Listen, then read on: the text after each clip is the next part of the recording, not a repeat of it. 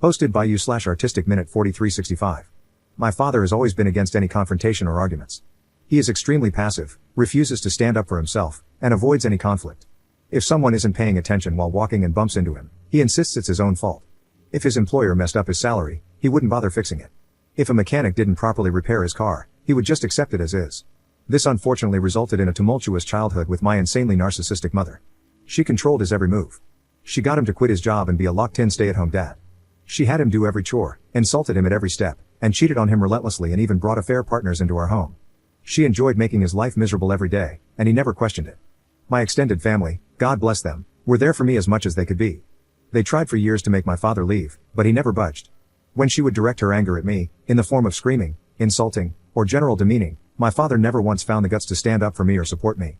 When I was a kid, if I cried to my dad about something mom did or said to me, he would sweep it under the rug or just insist I forget about it. Hell, he would even try to justify it.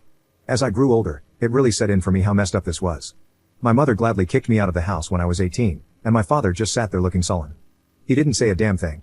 I joined the Air Force almost immediately and got stationed on the other side of the country. The dynamic was awful, and I could have easily gone down the incel route if not for therapy and the amazing people I met along the way. It took years for me to get into a better mental space. I was filled with hatred. My mother left my father 2 years after I got stationed and utterly destroyed him in the divorce. She was unalived a year later in a DUI with one of her affair partners. I took a lot of joy in hearing that it took her hours to unalive, and that's when I really knew I needed help to process things. I'm almost 30 now, have a girlfriend who is perhaps the best thing to ever happen in my life, and she fully understands the situation with my family. I have learned not to allow myself to be consumed with anger and resentment by my past, or so I thought, as you'll see, and instead put that energy into my future. I have been extraordinarily low contact/near no contact with my father since I left. As much as I try, I cannot make that connection with him. I recently went to a family reunion and brought my girlfriend with me. My father was there since it was his side of the family. They have many issues with him, but he is family, so whatever, I guess. I made sure to avoid him. I was chatting with my uncles when I heard my father talking in the background. He was discussing how a co-worker of his was going through a divorce after discovering his wife was having an affair and was positioned to have a very favorable outcome. My father remarked that his co-worker should instead work to forgive his wife and, in his own words, set a good example for unity and forgiveness, adding that he believed he had set a great example for me in that regard. I swear it was like a switch went off in my head, and I was mentally back to being the rage-filled 18-year-old. After all these years, he still hadn't learned a damn thing. I turned to him and asked if he was serious. He looked at me and started to stutter. I know the next minute was pure word vomit, and I can't relay it perfectly, but to sum it up, I shouted that he was a pathetic father, a pathetic man, that his family all knew he was a disgrace of a human being who would rather let his son be treated like trash than defend him because he was a coward, that no one would ever see him as an example to live by, that his wife would rather sleep with half the neighborhood than even touch him, and that he should never, ever believe anyone respects him. I began to derail and ramble between my shouting, and my girlfriend quickly took me out and drove me home. It was insane how quickly being away from him made me feel better. When we got back, she just held me and told me it was okay. Again, she's the best thing to ever happen to me. I was ashamed of how I lost it and am now going to resume my therapy, that's a given. However, I'm glad I finally unloaded what always needed to be said to him. My extended family has pretty mixed reactions. His brothers, my uncles, said it was time for him to hear it from me, while my grandparents are pissed I did that in front of the entire extended family, with some saying I should have done that behind closed doors instead of in front of everyone. Commenter. All I can say is that based on your post and this interaction, your anger is deeply misguided. And you're failing to recognize the truly horrifying thing. You're behaving like the mother you actually should hate. Ops response. Oh, trust me, I fully hate her as well, but she is gone, and there is no use in holding a grudge against someone who isn't alive.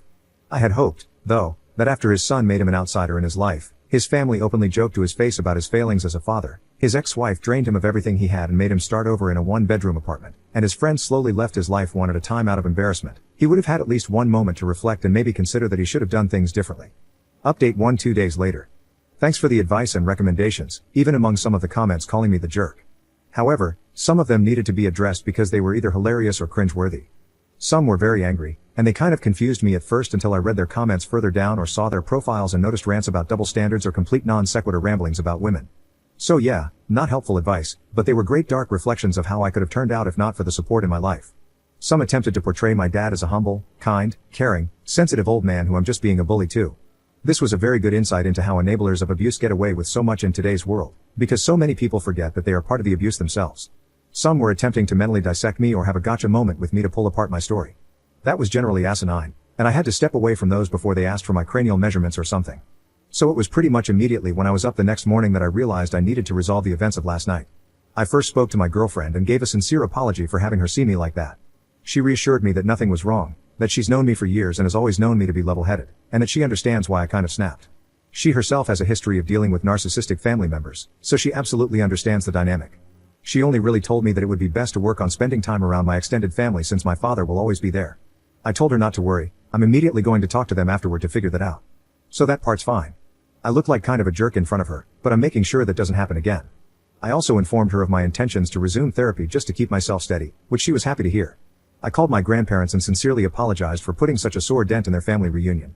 I acknowledged that it wasn't appropriate, and while it felt good to say those things to him, it should have been done privately and not in front of everyone. I also told them that going forward, as much as I love spending time with them, since the family always hangs out as one group that my father will always be a part of, I need to distance myself occasionally until I feel comfortable interacting with him. I assured them that I am not, nor would I ever be, establishing an ultimatum or making demands of them, and that either way, I need to step back for now. I guess during my apology and explanation, I was kind of going on a tangent because my grandfather interrupted me to calm down. He told me that after I left, people kind of separated or slowly started leaving, and eventually, they were able to talk to my father one-on-one. I guess seeing me have such a freak out led to my grandmother having a mini freak out of her own when she started talking to my father, which resulted in her kicking him out. While I have a great relationship with both of my grandparents, my grandmother has always been extra protective of me, so seeing me that way must have set off a fire in her. My grandfather then said that it has become a bit of an open family secret that my father is failing. His brothers taunt him about it, and they generally don't have a great relationship with him. For my grandparents, it's always just been uneasy. But seeing me the other day and how much it still affects me has really driven it home for a lot of people that it was really bad. They began to try and apologize, saying they were sorry if they didn't do enough, but I very adamantly retorted that they did more than anyone could have expected. It was very emotional for a minute, but it culminated in them telling me that they have decided to distance themselves from my father for the time being.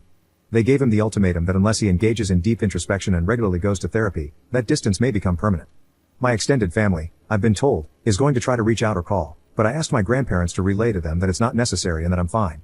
I also expressed my apologies to them for ruining the day, but again, they told me I shouldn't apologize for being hurt. Since then, extended family members have sent some messages, with the general consensus being that it's okay, though some older members have complained about my lack of respect toward my father. And finally, I texted my father, hoping to meet at a local coffee shop for a final talk. When I met him, he didn't look good. I think his parents tearing into him finally got the message through.